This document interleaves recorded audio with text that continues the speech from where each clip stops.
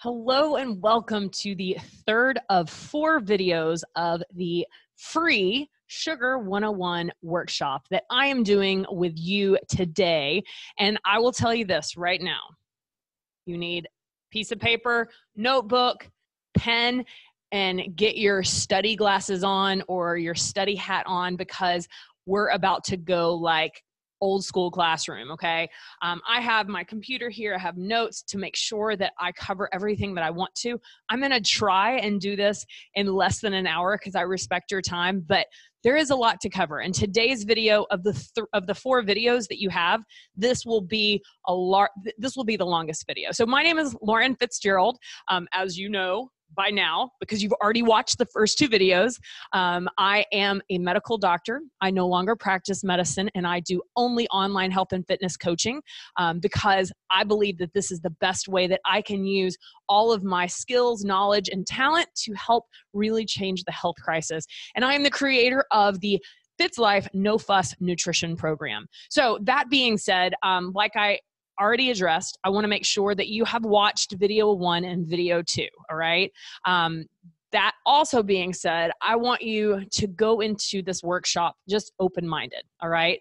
I covered a lot in the first 2 videos, but today I'm going to cover a whole lot more, and a few things might blow your mind. Others of you that have been following me for a really long time, your mind might be too blown, but the fact is that this concept, this topic applies to literally everyone. And in fact, if you're a parent and you have kids that are of age that they can think on higher levels, I think that this is a workshop that you should watch with them.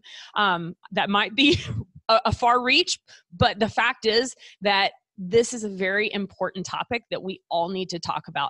And I'm going to first start off by telling you a really vulnerable story. And a lot of you that have followed me closely over the years know that I have a lot of personal experience with people that are close to me battling addiction.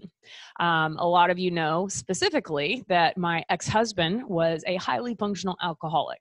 And he is just one of many alcoholics that I have that have been close in my life, that some that are still close in my life, that out of respect for them, because I love them, I don't speak specifically about who they are. But addiction, I don't suffer from addiction, but people that I love or have loved in the past have suffered from addiction.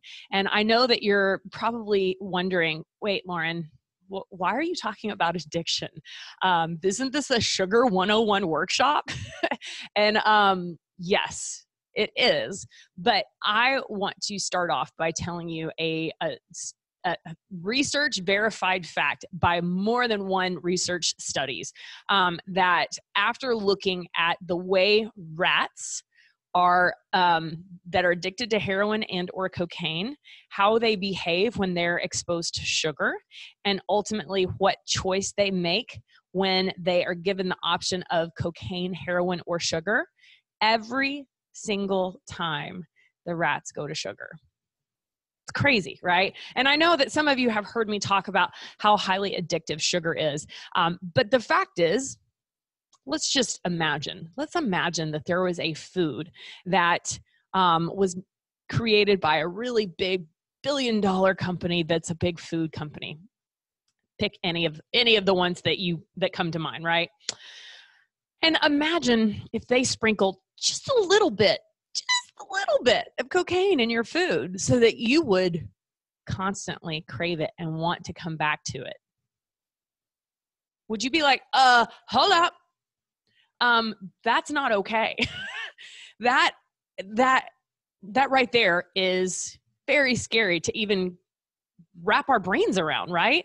But the fact is that that's been happening, but instead of cocaine or heroin, our food have been laced with sugar and all of the different names of sugar over the last 40 or 50 years. Now, any of you who have ever battled with an addiction to substances, whether they be legal or not, you may be, or maybe you know someone, love someone that has battled it. You may know this cycle. And I'm just going to speak from my personal experience because that's what I know. I was married I was with my ex-husband for almost 10 years, and the cycle happened as such. We had stressful time because we met during residency. For those of you that don't know, residency is the time after you've already gotten your MD or your DO and you're called doctor, whatever, Dr. Fitzgerald for me, obviously. But you still have to learn your specialty, right? And your specialty for me was anesthesiology, and my ex-husband's specialty was orthopedic surgery. So during those residency years, they are terrible. You end up working anywhere between, well, you're legally not supposed to work 80 hours, but I will be the first to tell you that that rule is broken often. And many residents work anywhere between 100 and 120 hours a week. And if you do the math, 24 times 7, yeah, that's a lot of working. And so it started off with alcohol being a way in which we let off steam, right? Now, when I was in residency, I looked around and I saw this addictive like behavior of dealing with stresses, whether they be mental, physical, or both, with using substances like alcohol. But I wrote it off as, well, this is just normal for this stage of life and this kind of high stress environment. And then after residency, I was hoping that the cycle of drinking and drinking hard, and then that drinking becoming more than just when we go out to dinner or go out with friends, and it becomes every day, and it becomes to a point that we get in more fights than normal. And then the cycle of, after about a month or two, depending on the time of year and whatnot, we would have this massive, massive fight. Alcohol was always involved. And I would get to the point that I would be like, no more, I can't do this, you have a problem. And then he would come back with, no, I don't, I can do it in moderation. And I'd be like, okay, I love you. And that cycle, I was hoping, would be broken when we went to the next stage of our life, right? And at the next stage, it just got worse. And that cycle of starting anew, building up, major fight, oh, yes, maybe I do have a problem, but I can do it in moderation. I'm not an addict. And that led to a lot of bad things, one of which most of you know was a DWI. And driving while intoxicated is not good for anyone, but it's especially not good for doctors that have a practicing medical license that can be lost when you get a DUI. DWI, DUI, whatever, same difference, right? So the first time that happened, I told myself, no more.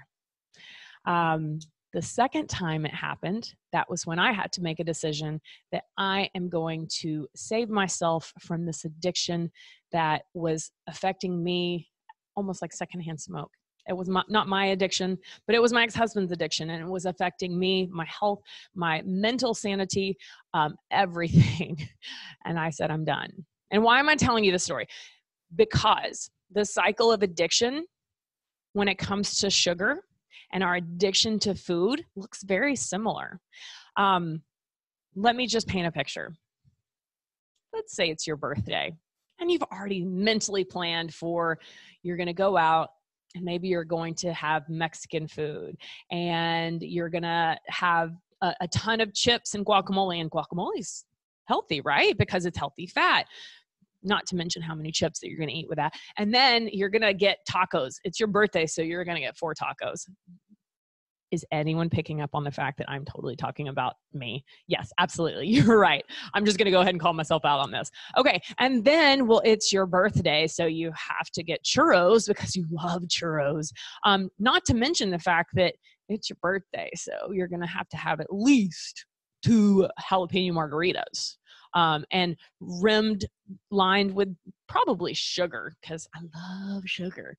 And then the next day you wake up feeling like poop, and you feel guilty, and you say, oh, okay, I'm going to start all over again. I'm going to be good. Maybe I'm even going to fast. The fact is that if you're going to fast, it's going to be really hard because you just had a ton of really highly addictive substances like sugar in all of its different forms going into your body and working on your brain chemistry, your gut biome, the hormones in your body, and all of that goodness equals it's really hard to get off of that stuff. So the next day you're like, okay, maybe not fast, but because I can only make it to like 11 o'clock. And I'm like, oh, I'm jonesing. I'm like, I've been thinking about sugar since I woke up, right? So I'm like, okay, I'm going to do something healthy. And so maybe I'm a little bit better for the next few days, but then the weekend comes, right? What's the weekend? So I deserve to have just a little sweet treat. It's just dessert, right? But knowing that I'm going to go out to dinner with that, I might justify having a sweet treat earlier in the day. And I'm feeling a little bit guilty, but hey, I justify it because it's not that much. I mean, it could have been a lot worse, right? And my healthy, sweet treat snack that I chose, it's way healthier and better than, let's say a donut or something, right? Poor Sean T. Shout out to Donut Friday, my friend Sean T. There's no such thing as a healthy donut. I'm just going to put that out there.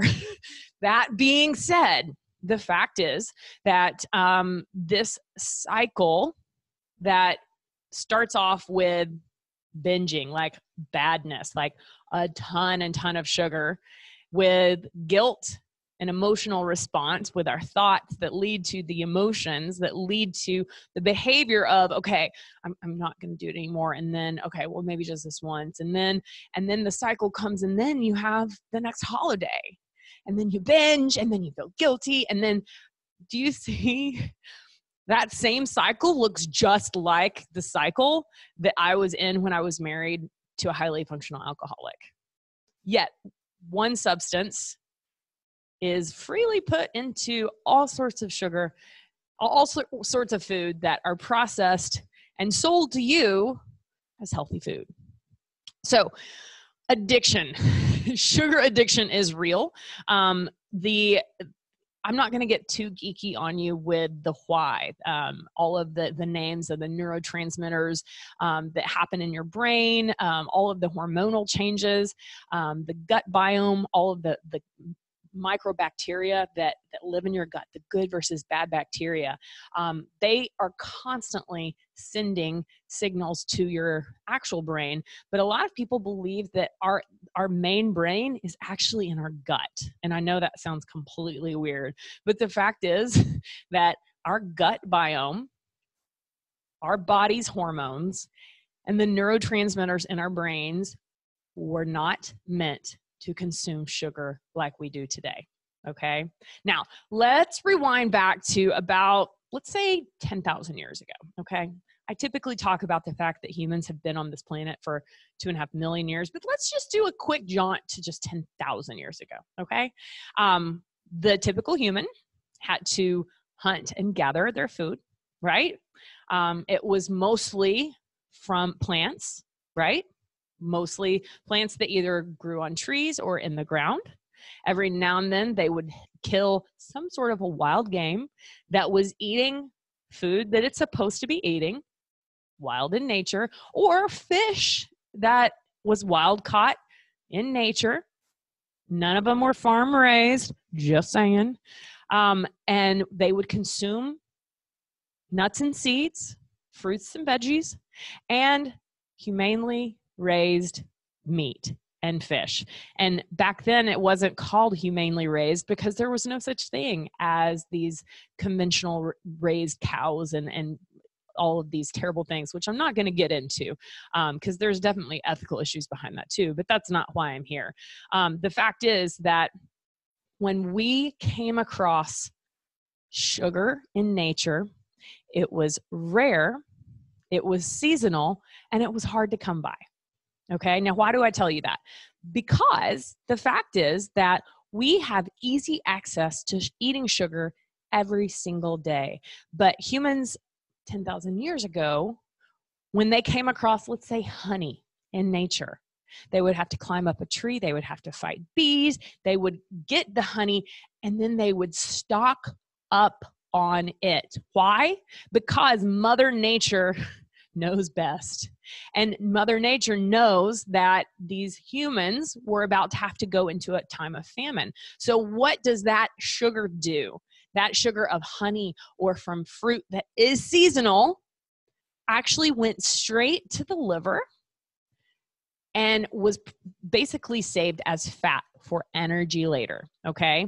Now, the fact is that all of us have access to honey every day. We have access to fruit from all over the world, not just the country, the world. And we were not intended to eat sweet stuff every day. In fact, the sweet flavored stuff, which nowadays, even the natural stuff, it has been genetically changed so that it's even sweeter to our taste buds, right?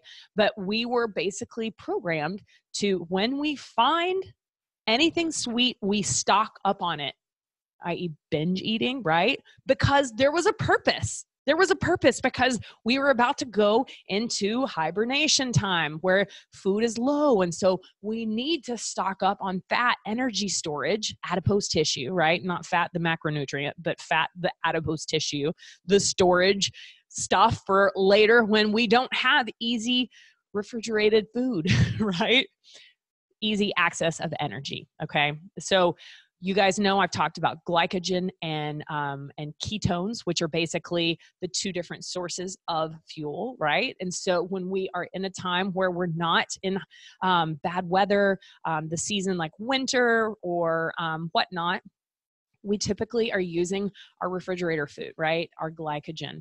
And then when we need to have times of famine or fasting, we have that backup storage unit of fat, adipose tissue, ketones, right? That being said, we live in 2019 and everything has changed.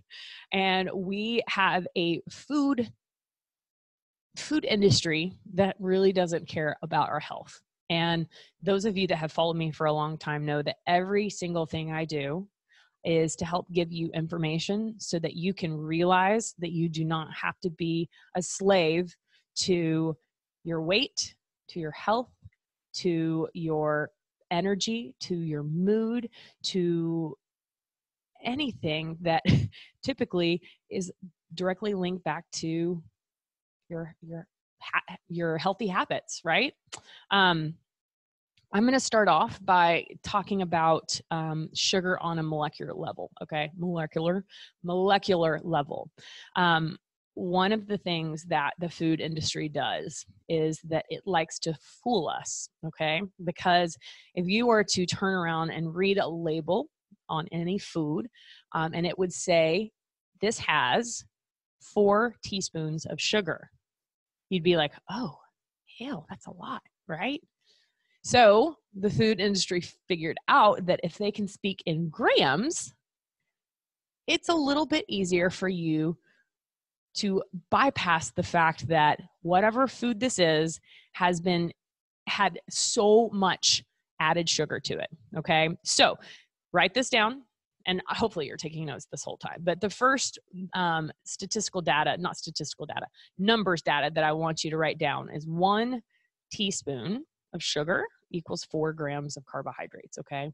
So let's talk about 2 different, well, first of all, let's talk about how one of the easiest ways that sugar is hidden in our food is what we drink, okay? So let's take an unhealthy option versus a healthy option of drink, both of which have the same amount of sugar. So of course, everyone thinks of soda, right? So Coca-Cola, a can of Coca-Cola has, I believe, 39 to 40 grams of sugar.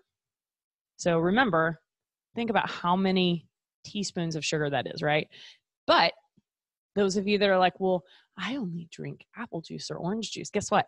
It has the exact same amount of teaspoons of sugar in the equivalent amount of 12-ounce can versus 12-ounce thing of orange juice or apple juice, okay? And let me just tell you that the body sees sugar, it's It's not racist when it comes to eating sugar, when it comes to the sugar that you take in, because the fact is that it sees sugar from Coca-Cola the same way that it sees sugar from apple juice. And ultimately, sugar leads to so many problems, not just weight gain. So some just little sneaky sugars, right? That I just want to give you some quick data. How many of you are currently, or like I used to, would get a muffin at maybe Starbucks or something, thinking it was a healthier option, right? I'm hoping that most of you already know by now that muffin is not a healthy option at all. I repeat, a muffin is not a healthy option for breakfast at all. Okay? But I justified for years because I wasn't getting the donut, pastry, whatever, the obvious sugary breakfast option. I was choosing the healthy option, the muffin. In fact, I know I did the whole wheat, whole grain, whole whatever option, thinking that I was doing the healthy choice. And a median muffin has 61 grams of sugar. 61. The World Health Organization, I don't remember what year it was, but it's been in the last 10 years. They came out with recommendations, daily recommended doses of intake of sugar. And I want to preface this by saying that I'm not a proponent of no sugar. I do believe that we do well with having a little bit of sugar, but when it comes from whole natural foods, and I'll get into that later. But the fact is that there's a lot of hidden sugars in every single place that you turn around. So just a few little things. So the medium muffin has 61 grams of carbohydrates, of sugar. Orange juice and apple juice both have about 40 grams of sugar, just as well as 1 can of Coca-Cola. A vanilla frappuccino has 69 grams of sugar. A Jamba Juice. How many times have you gone to Jamba Juice thinking that you're doing the healthy thing and you're getting a healthy smoothie and whatever? That has 60 grams of sugar. So the World Health Organization says that we women are supposed to have between 6 and 7 teaspoons of sugar a day. Now, I have heard this on multiple different places that the average person consumes between 22 and 25 teaspoons of sugar a day. I find that really hard to believe, because when you look at the standard American diet, or the Western diet, hidden sugar is everywhere that you turn. Okay. So I would be willing to bet, if there have been any recent studies looking at the average amount of sugar intake that a person has per day, I'm willing to guess that it's probably closer to 30 to 35 teaspoons of sugar a day. That's a lot of sugar, y'all. Like, I want you to literally imagine, close your eyes and imagine the little teaspoon measure cup and doing that 30 times and just drinking that all at once. You'd be like, no, that's toxic. You are right. But that is what most people are eating. So as women, the WHO recommended, the World Health Organization recommended that we women have anywhere between 6 to 7 teaspoons of sugar a day, no more than. And then men are supposed to have no more than 9 to 10 teaspoons of sugar. Children are supposed to have no more than 3. Did you hear me? I said 3. Yet we think about food that is marketed directly to kids. And of course, the first place that my brain goes is the cereal aisle. And the cereal aisle is just one of many places that targets kids. But they also realize the fact that their food has that highly addictive substance in it that is completely legal to put in it. Okay. But here's the deal. The fact is that a lot of people have picked up on the badness of added sugars, whatnot, right? So what does the food industry do? The food industry figures out a way to replace the word sugar, the ingredient sugar, with basically another sugar. If you have signed up for this workshop, which if you're watching this, you already have, you will be receiving a PDF that gives you a quick guide to look at a few different things. And one of the things that I want you to know right now is you have a list of sneaky foods that are basically hidden sources of sugar. Okay, so let me give you just a couple of examples. Did you know that sun-dried tomatoes are a large source of natural sugars that literally act in your body just the same way as if you were going to eat a Butterfinger? I know it's hard to believe. Balsamic vinegar. Didn't you think that you were doing something healthy by getting olive oil and balsamic vinegar on your salad? Balsamic vinegar actually has a huge sugar content because true balsamic vinegar, which you can find in Europe, it takes, I believe, 12 to 13 years to make. So do you really think food companies are going to wait that long? No. They figured out a way to make it taste just the same, but adding a lot of sugar. Back in about 40, 50 years ago, there was a man that many of you have heard me talk about called Ansel Keys. He was a doctor. He was not a medical doctor. He was actually like a PhD doctor. And he is the man who takes sole responsibility for basically the sugar epidemic, because he was the one that made everyone believe that heart disease is linked to the fat we eat in our diet. So guess what? All of a sudden, when, what was it, President Nixon that had a heart attack? It was a president that had a heart attack, and that brought all of his hypotheses about the link of heart disease to fat into the limelight of the media. And guess what happened? Food companies were like, oh, people are looking at fat content, so we have got to start taking out fat. But guess what? When you take out fat from food, it tastes like poop. So you have to replace something so that in order for the people to buy it and spend money on it. So guess what it was replaced with? It was replaced with sugar.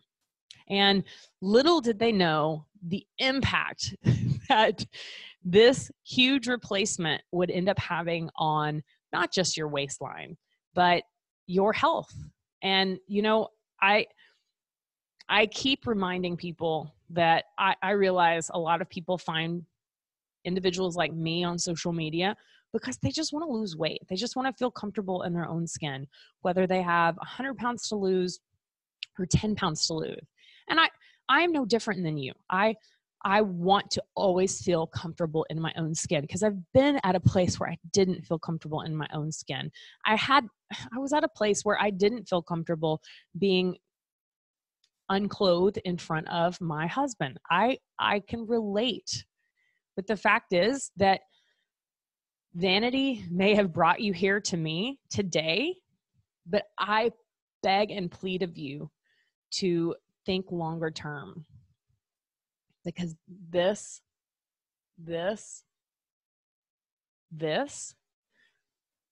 it's fleeting. It fades. We're all aging. Every single day we get older. But the fact is that your health is the most valuable thing that you'll ever own. And if you don't take control of it today and start doing something, you are going to end up being a statistic. And the sugar craze and the sugar addiction alone in our world is going to lead to, it's already an epidemic, a massive epidemic of basically here in the United States, our healthcare is, I think, touted to, Medicare is supposed to be completely out of money in less than 10 years. You know how scary that is? So that means that when I am of the age that I need Medicare, they're going to be like, sorry, too bad. The fact is, I really don't care because I am taking control of my health right now and not relying on the government, big pharmaceutical, or big food to do what's best for me, because I know they won't. It's the mighty dollar. Now, what does that mean for you? That means for you that you're at a place, you're at a turning road right now, right? You're at the Y in the road where you are like, okay, I'm going to go this direction, which is the direction that you've been going for a long time. Maybe you're one of those people, and this is common, and I'm not calling you out if this is you. I'm just telling you that this is common. The person that follows all of the health and wellness, fitness, nutrition, Instagram accounts, Facebook, YouTube, whatever social media, right? And you're like constantly like taking it all in. And you're hoping that, okay, this is the video, this is the workshop, this is going to be it, and everything's going to change. But the fact is that you keep doing the same thing and you're gaining all of this knowledge, but remember, it's potential power. It's potential power. Or you can be at the crossroads and you can realize, okay, I have to do something different. And yes, while I would love to feel comfortable in my skin, being in a bathing suit on vacation, maybe for the first time ever, being comfortable being unclothed in front of my significant other, while all of that is awesome, ultimately, I have to take care of my health. And I don't want to be that person that is getting toe after toe chopped off because diabetes has been slowly eating away at your insides, or you had a mini stroke and so now you can't wipe your rear end on your own, or maybe you can't walk because the stroke took half of your body and the motor function half of your body away. Or maybe you had a heart attack because of the underlying chronic inflammation that you're exposing your body, that's from either diabetes, hypertension, all of the stuff that is totally reversible. I'm here to tell you that you are worth the time, effort, and hard work that will ultimately pay off in you being a healthier version of you. I have met so many really incredibly important and or wealthy people in my life that obviously had their crap together because they've been successful in whatever area, but they're battling obesity or they're battling a chronic illness that is 100% reversible. I find it really hard to believe that they're their happiest self. I find it really hard to believe that they're loving life because their body's limiting them. The parents that can't play with their kids because excess body weight or their cardiovascular health is so out of shape that even just walking down the street with their kid makes them out of breath. Like these are realities. So I'm not here to make you feel guilty, make you feel anything bad, but I'm here to give you a wake-up call that sugar alone is an addiction that a lot of you are trying to fight on your own. And I will be the first person to tell you that I've met very few alcoholics that have beaten that addiction without the help of other people. Alcoholics Anonymous is an amazing organization, and they know what they're doing. Why does AA work for alcoholics? It's because they are surrounded by a group of like-minded people who are all on the same journey to becoming and staying sober. It's not easy to stay sober. And I can tell you this right now. Last I heard, my ex-husband was still sober. Very, very grateful for that for his kids' sake. But a few people that are really close to me that I love more than words are still battling that addiction. And that addiction obviously affects their health, their happiness, their inside and out. But it also affects other people. And your possible addiction to sugar affects you, but it also affects other people. There is nothing worse than watching someone that you love suffer from an illness that could have been prevented. Did you hear that? There is nothing worse than watching a loved one suffer for a long time too. Some of these disease processes, diabetes, I can't even tell you. I wouldn't wish that on my worst enemy. Think about all the people that love you in your life. Think about your kids. This addiction is real. It's not easy to overcome, but it can be overcome. And this is why I created the No Fuss Nutrition Program. Let's be honest. You can get free anything online. You can go to YouTube and search higher fat, lower carbohydrate lifestyle meal plans, and boom, you got it. You can get any workout you want for free online.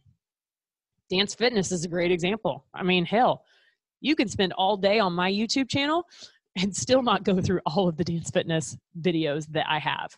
Get a great workout. You can get all of the nutritional advice on podcast, on Facebook, on Instagram, out the wazoo. So my question is, why are so many people still walking around with zero control of their own health? It's not easy. There are a lot of people that are addicts. Oh, I know that probably stung. I wasn't planning on going here. I wasn't planning on calling you out as an addict, but let's be honest.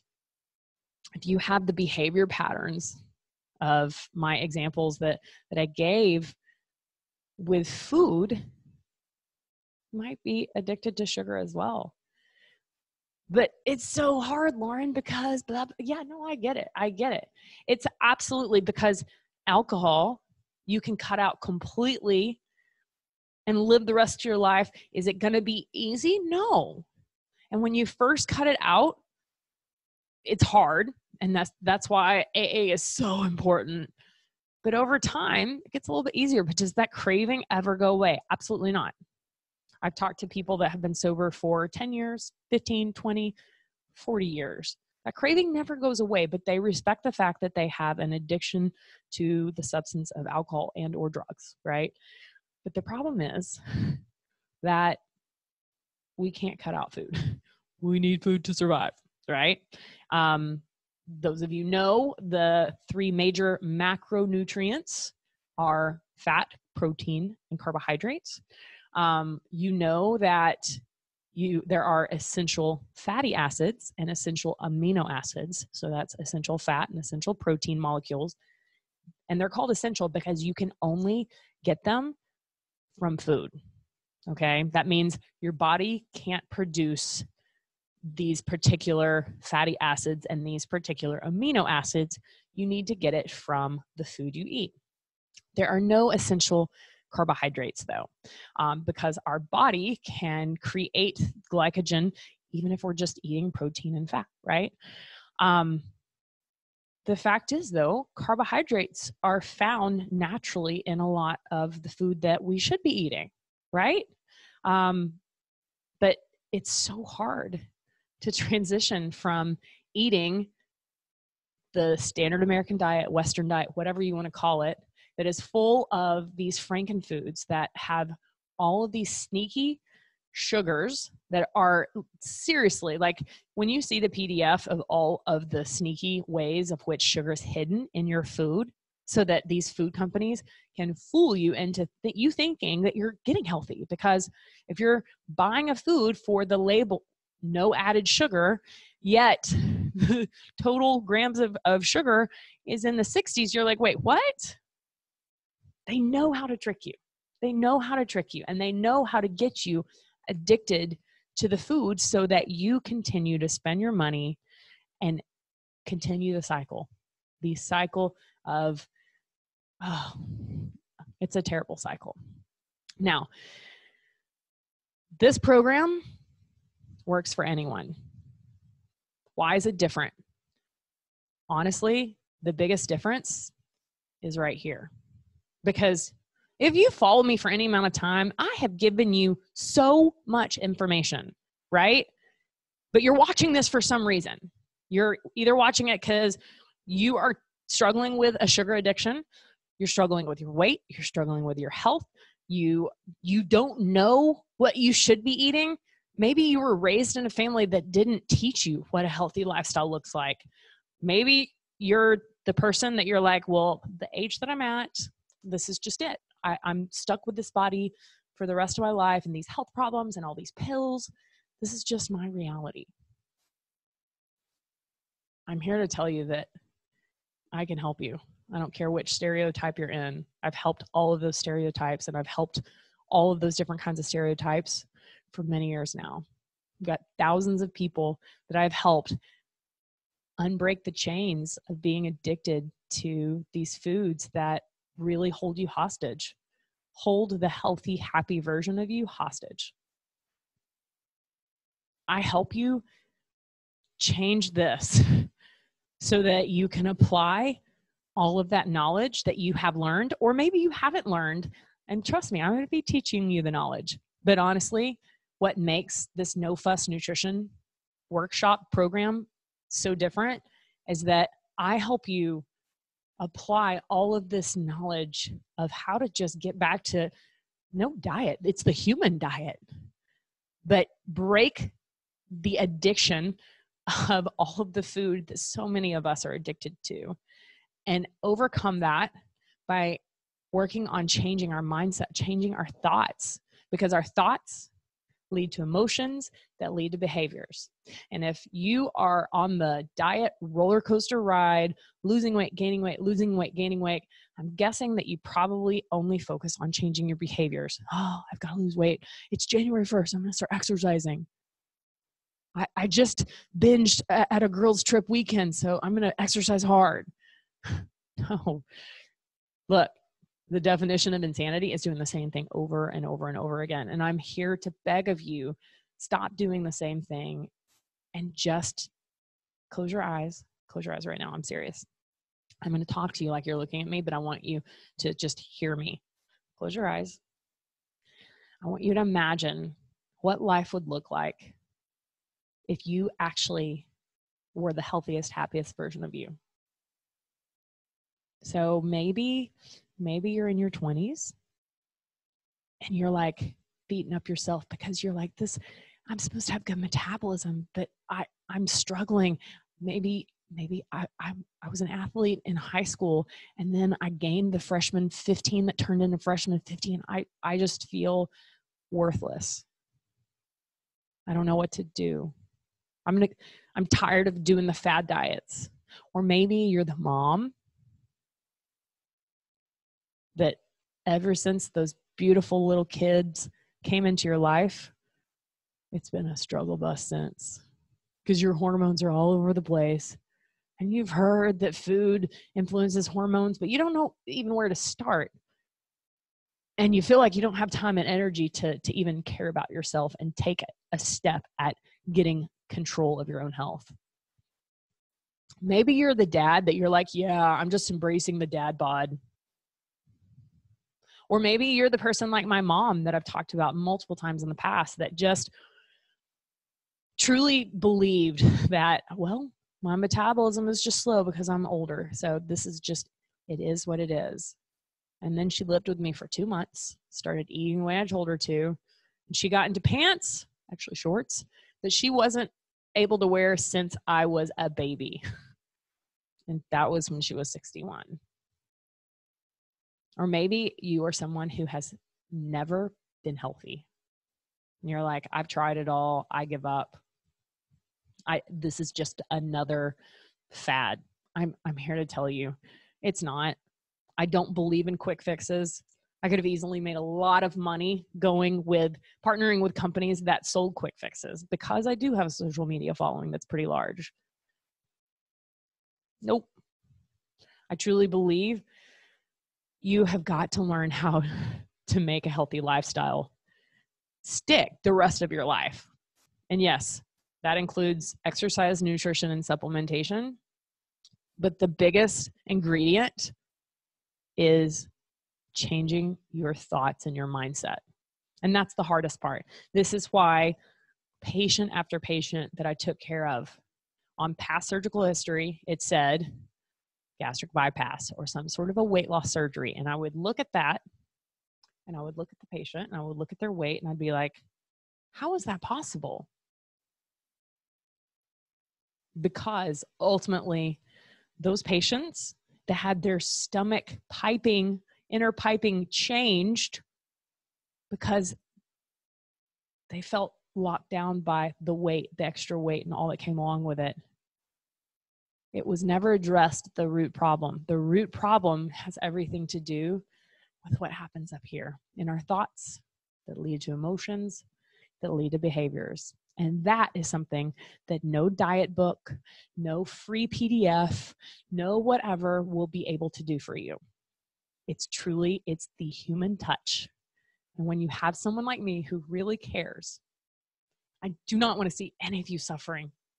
I want to see those of you parents give the gift that my parents gave me. And I'm so grateful. My earliest memories are of them always exercising and always eating healthy. Were they perfect in that? No, absolutely not. But I remember my mom was the walker. She never was a gym goer, but always got her morning walk in. My dad was going to the gym since the earliest days I can remember. We always had whole, healthy food. And, despite what we thought was healthy,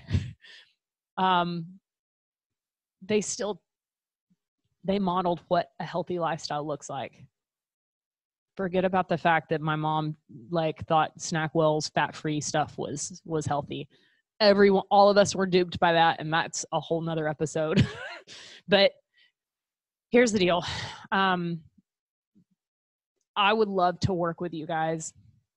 You're going to have an opportunity to see some videos of people that are currently in the No Fuss Nutrition workshop, or not workshop, it's a program. It's a 12-week program. I'm blessed by every single one of them that they trusted me on this very vulnerable journey. I truly believe that I can help change the lives of every single one of you watching this.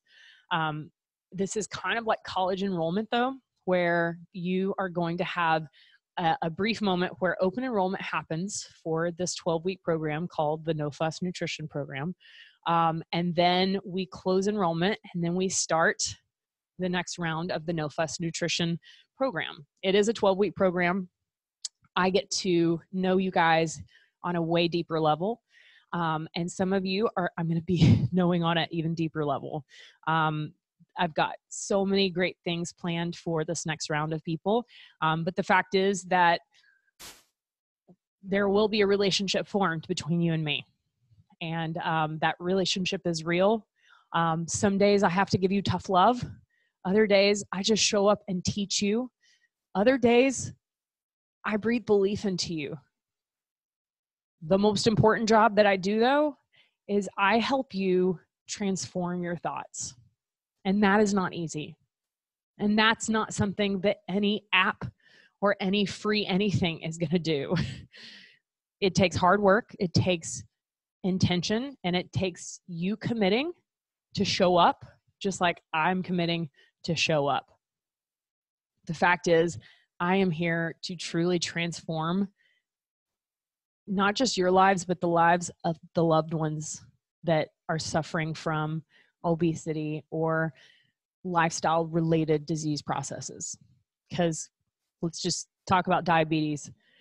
The amount of people that I've seen reverse their type 2 diabetes and put it in remission by making these lifestyle changes and learning how to keep them, words just can't describe. Too many to count. And the mass effect that alone has is huge. I am here to empower you with knowledge, the tools to change, and the ability to start believing that whatever is going on in your life right now, you too can overcome that and become your healthiest and happiest. I truly want you to wake up and love your life every day. Will there be days that you'll be in a bad mood every now and then? Absolutely. I'm so not perfect.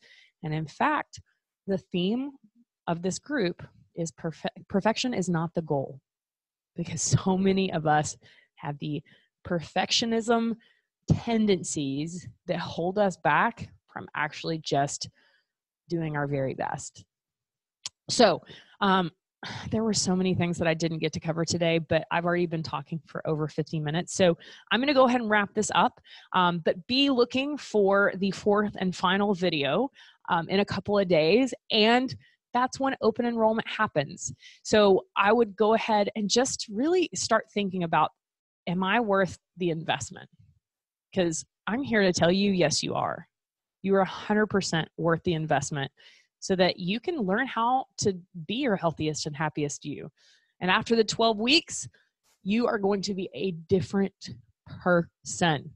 I promise you that. So thank you so much for watching this video. Leave comments below. I will do my best to answer them. And if this video series was helpful to you, share it with people. You guys, we are not going to change the health crisis unless we have grassroots movements against these big food, big pharma, and big government, because none of those industries really care about you regaining your health. In fact, they lose a lot of money if you implement all of the things that I'm going to teach you in the No Fuss Nutrition program. So until next time, I'll see y'all in a few days.